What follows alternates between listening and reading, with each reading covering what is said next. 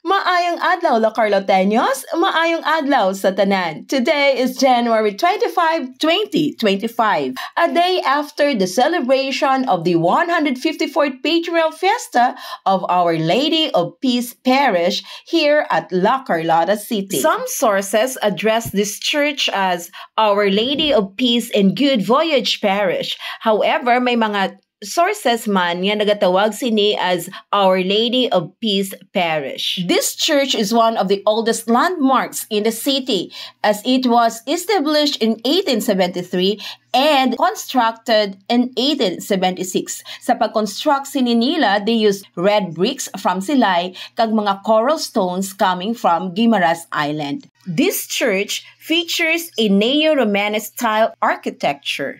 Annually, the Our Lady of Peace Parish celebrates its feast every January 24. By the way, guys, ang mga videos na ginagamit nakon were not videos captured yesterday. These were just random videos I captured every time maglaga ako sa La Carlota City proper. If taga La Carlota ka gid o kon familiar ka sa Our Lady of Peace Parish, manotice nimo nga sa akon nga capture nga video, wala pa renovation ang atubangan o kon ang facade sang church. However, recently, may jutay nga renovation sa church facade, especially dira sa Pertahan Dampi. To celebrate the 154th Patronal Fiesta of Our Lady of Peace, kagapon, they held a solemn mass at the church and a procession.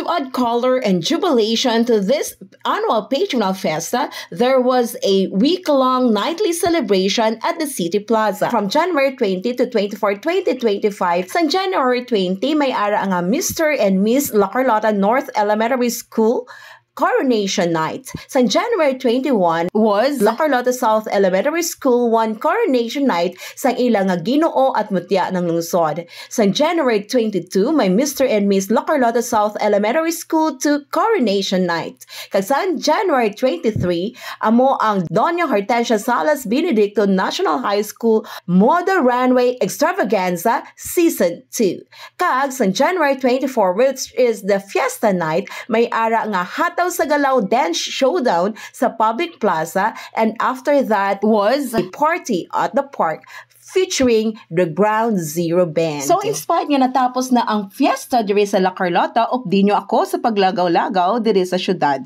So, syudad sa mga Mangkasanon. Ang mga La Carloteños are also called Mangkasanon. So, ari nakita diri sa fountain sang La Carlota City Public Plaza. Makita ninyo ang Carabao, ang drum, kag ang replika sang Iron Dinosaur. So, amo ining mga development subong sa syudad sang La Carlota. May Jollibee sa kilid dito kay may gateway.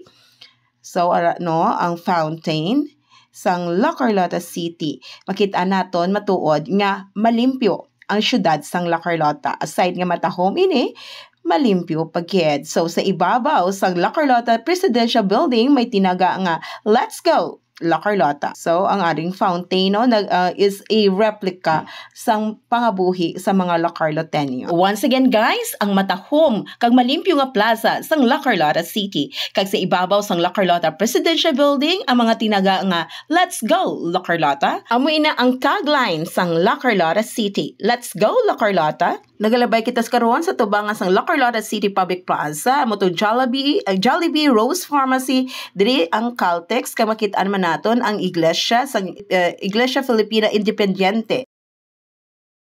Kagining kahoy nga makitaan ninyo subong gamay pa ko kahoy na ini. So makitaan man naton ang mga stalls dira sa tubangan sang Public Plaza kag ang mga commercial establishments diri sa kilid sang Public Plaza. Guys, tulupang danyo bala ang katahom sang sunrise because I took this video somewhere 5:30 to 6 in the morning. Kay aga pa ko sini nagpala Carlota kag nagpaninda sa mga utanon didto sa Prince. So amo ini ang ako na capture. So subong no naglabay kita sa atubangan sang solstice kag malabay man kita once again diri sa atubangan sang Our Lady of Peace Parish, La Carlota City.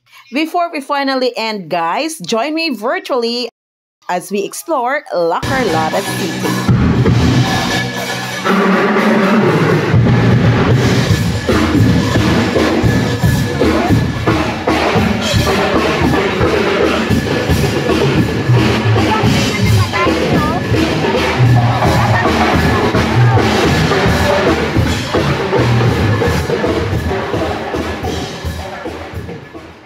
There you have it. If you want informative content like this, follow me for more. This is Rain's Chronicle, telling you things that matter. Don't forget to follow, like, and share. Until next time, bye!